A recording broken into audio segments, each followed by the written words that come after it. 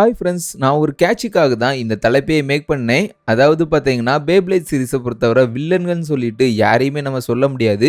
அதுக்கு பதிலா ஆன்டகனிஸ்ட் அப்படின்னு வேணா வச்சுக்கலாம். ஏன் அப்படி சொல்றேன்னா, பொதுவாகவே வில்லன்ஸ்னா நம்ம தோக்கணுங்கிறதையும் தாண்டி நம்மளுக்கு ஏதாவது ஒன்று நடக்கணும் அப்படிங்கிறது மாதிரி நினைக்கக்கூடியவங்க. பட் பேப்ளேட் சீரிஸ்ல அந்த மாதிரி கேரக்டர்ஸ் கிடையாது. அதனால தான் ஆன்டகனிஸ்ட்ங்கிற ஒரு விஷயத்தையே அதில் அதிகமாக யூஸ் பண்ணியிருப்பாங்க.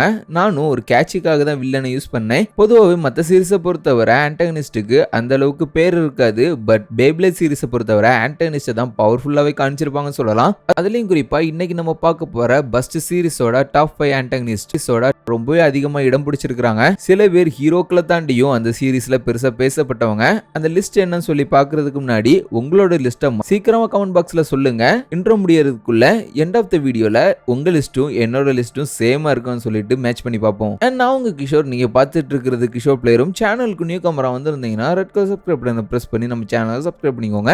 கூடவே பெல் சிம்லையும் கிளிக் பண்ணிக்கோங்க. எங்களோட அப்டேட்டை உடனுக்குடன் வாங்கிக்கோங்க. அண்ட் 5வது இடத்துல நம்ம பார்க்க போற ஆள் யாருன்னா Arthur Peregrine. Beyblade burst rise சீரிஸோட ஒன் ஆஃப் த ஆன்டகனிஸ்டா இவனு இருந்திருப்பான். ஆக்சுவலா இவன் தன்னைத்தானே கிங் ஆஃப் ஹெல் இல்லைன்னா கிங் ஆஃப் பேப்ளேட் அப்படின்னு சொல்லிட்டு இருப்பான். இவனோட அப்பியரன்ஸ் ஃபுல் அண்ட் ஃபுல்லா ஒரு ஹண்டரோட அப்பியரன்ஸ் மாதிரி தான் இருக்கும். அதனாலே கூட நம்மளும் இவனை ஃபர்ஸ்ட் டைம் பார்க்கும்போதே கிங்குங்கிற மாதிரி நம்பியிருப்போம் சொல்லலாம். இவனோட மெயின் பே பிரைம் அப்போக்லிப்ஸ். இதுல இருக்கக்கூடிய 4G டிஸ்கை வச்சு அவன் ஒரு ஸ்பெஷல் மூவ் பண்ணுவான். அந்த ஸ்பெஷல் மூவ் பண்ணும்போது அவனோட பே இன்னும் கொஞ்சம் வேகமாவே செயல்படும். அப்பாக்லிப்ஸ்னா கிரீக்ல சூப்பர் நேச்சுரல் பவர் இருக்கக்கூடியவங்களை மென்ஷன் பண்றது மாதிரியான வார்த்தை. சோ டிராகன் பேஸ்ட் அவனோட பே கூட சூப்பர் நேச்சுரல் பவரும் மிங்கிள் ஆகிறது மாதிரி இருக்கிறதுனாலயே இந்த நேமை அவனோட பேக்கு வச்சிருப்பாங்க. ஆக்சுவலா கேரக்டர் வைஸா பார்த்தாலும் நான் முன்னே சொன்ன மாதிரி தான் ஒரு கிங், அதாவது அடிப்பணியாத ஸ்பார்டன் கிங் மாதிரி தான் இவனோட பிஹேவியரே இருந்திருக்கும். இன்னும் கொஞ்சம் தெளிவா சொல்லணும்னா சில மேட்ச் இவன் தோத்தாலும் கூட அந்த மேட்ச் இவன் ஒத்துருக்க மாட்டான். நான் தோக்கல அப்படிங்கிறது மாதிரியான விஷயத்தை தான் பண்ணிட்டு இருந்திருப்பான். பட் செம பிரேவான கேரக்டர்னு சொல்லலாம். ஸ்டேடியத்துல மத்தவங்க பேசாத நேரத்துல கூட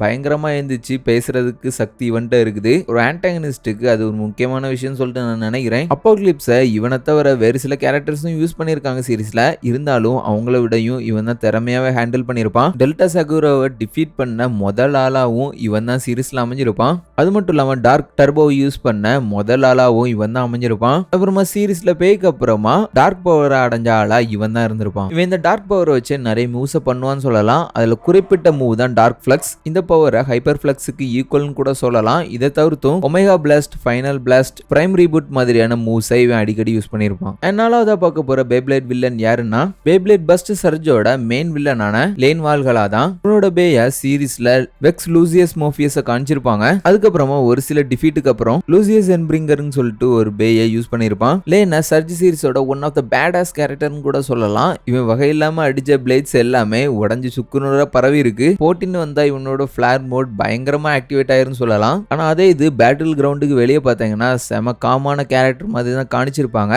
இதுக்கு காரணம் அவனோட ஃபிளேர் தான். அந்த டேஞ்சரஸ் ஃபிளேரை அவனாலேயே கண்ட்ரோல் பண்ண முடியாது.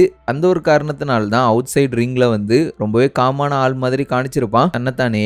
ஆனா ஜெயிக்கணுங்கிற அட்ரிலின் வரும்போது இவனோட ஃபிளேரை இவனே அதிகப்படியா வெளியப்படுத்த தொடங்கிடுவான். அது மட்டும் இல்லாம அந்த நேரத்துல எதிர்க்க இருக்கக்கூடிய பிளேயர்ஸ் எல்லாரையுமே கண்ணா பின்னான்னு திட்டவும் தொடங்கிடுவான். அவன் குறுக்க போயிடாதீங்க சார், நீலாம் என் முன்னாடி போட்டி போடுறதுக்கு தகுதியே கிடையாது ஆளு அப்படிங்கிறது மாதிரி எல்லாம் பேச ஆரம்பிச்சிருப்பான். ஆக்சுவலாக இது இவனோட ஆட்டிடியூடை தான் காணிக்குதுன்னு சொல்லலாம். அது மட்டும் இல்லாமல் ஒரு பிளேடர் கூட போட்டி போட்டு அந்த பிளேடரை இவன் தோக்கடிச்சிட்டானா இன்னொரு தடவை அந்த பிளேடர் கூட ஃபைட் பண்ணுறது இவனுக்கு பிடிக்காத ஒன்றா இருந்திருக்கும். அதனாலேயே நிறைய இடங்களில் ஹயுகா, ஏகர் மாதிரியான கேரக்டர்ஸ் திருப்பி ரீபேட்டிலுக்கு கூப்பிடும்போது கூட முதல்ல ஒத்துக்காம அதுக்கப்புறமா சம்மதிச்சிருப்பான். பட் நார்மலாக பார்த்தீங்கன்னா இந்த மாதிரி கேரக்டர்லாம் யாராவது ஒருத்தங்களுக்கு ரொம்பவே அடிபணிஞ்சு போகிறதுமே காணிச்சிருப்பாங்க. ஸோ லேனுக்கு அப்படி ஒரு கேரக்டர் அமைஞ்சது தான் அவனோட பெட்டான ஹேரிங்கிற முள்ள பண்ணி. அது கூட செம ஜாலியாக தான் அவன் இருந்திருப்பான். ரொம்பவே கேர் எடுத்து அதையும் பார்த்துருப்பான். சீரீஸ்லேயே 3ஆவதா பெட்டை ஓன் பண்ணியிருக்கிற ஆளாவும் இவன் தான் இருந்திருப்பான். ஏகர் அண்ட் சாண்டருக்கு அப்புறம் லான்ச்சரை உடைச்ச ஒரே ஆளாவும் இவன் தான் இருந்திருப்பான். நான் ப்ரீவியஸாக சொன்ன வில்லனான ஆர்த்தருக்கு அப்புறம் இவனும் டார்க் பவரை கன்சியூம் பண்ற ஒரு ஆளாக தான் காணிக்கப்பட்டிருப்பான். அண்ட் இவனோட மூவ்ஸ்லாம் என்னன்னு சொல்லி பார்த்தீங்கன்னா vexing wall, vexing crush, vexing disaster, final limit breaker and final வாலுங்கிற ஸ்பெஷல் மூவ்ஸ்லாம் கூட இவன் மேக் பண்ணியிருப்பான். பை த வே வில்லனை பொறுத்தவரை இவனோட ஆக்ஷனும் ஆட்டிடியூடும் இவனுக்கு இந்த 4வது இடத்தை கொடுத்துருக்கிறதுல சந்தேகமே இல்லை. அடுத்ததா லிஸ்ட்ல 3வது இருக்கக்கூடிய பிளேடர் யாருன்னா பை தான். ஜப்பான்ல பைன்னு தான் சொல்லுவாங்க, அதே விஷயத்த இங்கிலீஷ்லயும் பைன்னு தான் சொல்லுவாங்க. பட் தமிழ்ல இவனோட கேரக்டரை பார்த்துட்டு நம்ம பேன் கூட சொல்லலாம். ட்ரேட் ஹேடிஸோட பவர் கன்சியூம் பண்ணதுக்கு அப்புறம் இவனோட லுக்கே அப்படிதான் மாறி போயிருக்குன்னு சொல்லலாம். பேய் மாதிரி காமான கேரக்டர்ல இருந்து ரூத்லெஸ்ஸான கேரக்டரா மாறி இருப்பான். பேப்ளேட் பஸ்ட் டர்போவோட ஒன் ஆஃப் த வில்லனாவும் இருந்திருப்பான். இவனோட மெயின் பேயே ரிவைவ் ஃபோனிக்ஸ் தான். ஆக்சுவலா இவனுக்கு ட்ரேட் ஃபீனிக்ஸ் தான் கிடைக்க வேண்டியது. இவனோட அண்ணன் வந்து குறுக்க புகுந்து அதை எடுத்துட்டு போயிருப்பான்.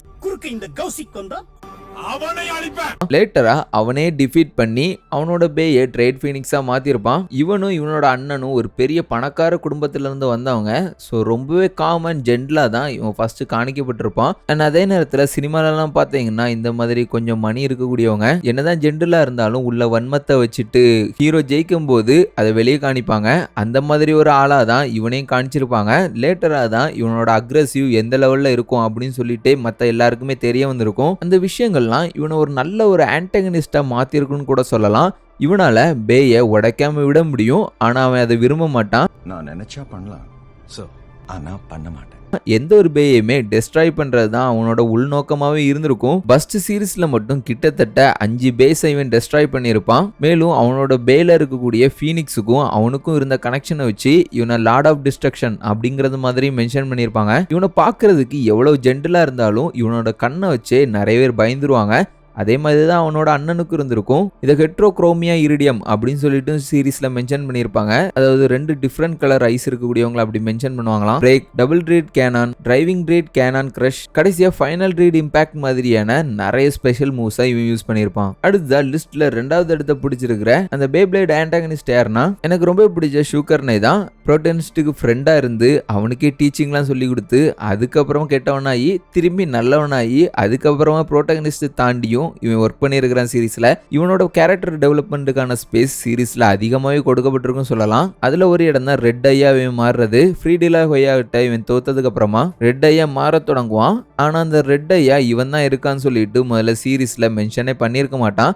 அதுக்கப்புறமா லேட்டர் டைம்ல தான் இவன் தான் அந்த ரெட் ஐங்கிற விஷயமே எல்லாருக்குமே தெரிய வரும். ஸ்னேக் பிட்ங்கிற கேங்ல இருந்து ரெட் ஐயா இவன் ஒர்க் பண்ணிட்டு இருந்திருப்பான் ஃபர்ஸ்ட் எவல்யூஷன் சீரீஸ்ல. இவனோட எண்ணமே இவன் பாக்குற எல்லா பிளேடர்ஸுமே அடிச்சு உடைச்சு வேர்ல்டுல நம்பர் 1 பிளேடரா மாறணும் அப்படிங்கிறது தான். அதாவது சாம்பியன்ஷிப்ல ஜெயிக்கிறது மட்டும் இல்லாம பாக்குற எல்லாரையுமே அடிக்கணும்னு நினைச்சிருப்பான் அந்த டைம்ல ரெட் ஐயா இருக்கும்போது. ஆனா பை மாதிரி உடைக்கணுங்கிற எண்ணம் இவனுக்கு இருந்திருக்காது. வேர்ல்டு நம்பர் 1 பிளேடராங்கிறது தான் இவனோட எண்ணமா இருந்திருக்கும். இவன் அந்த டைம்ல ஸ்பெரிகன் ரெக்கோயும் பே தான் யூஸ் பண்ணியிருப்பான். அண்ட் இந்த பே ஒரு மோஸ்ட் வேல்யூபிள் பே அப்படின்னு சொல்லிட்டு கருதப்படுது.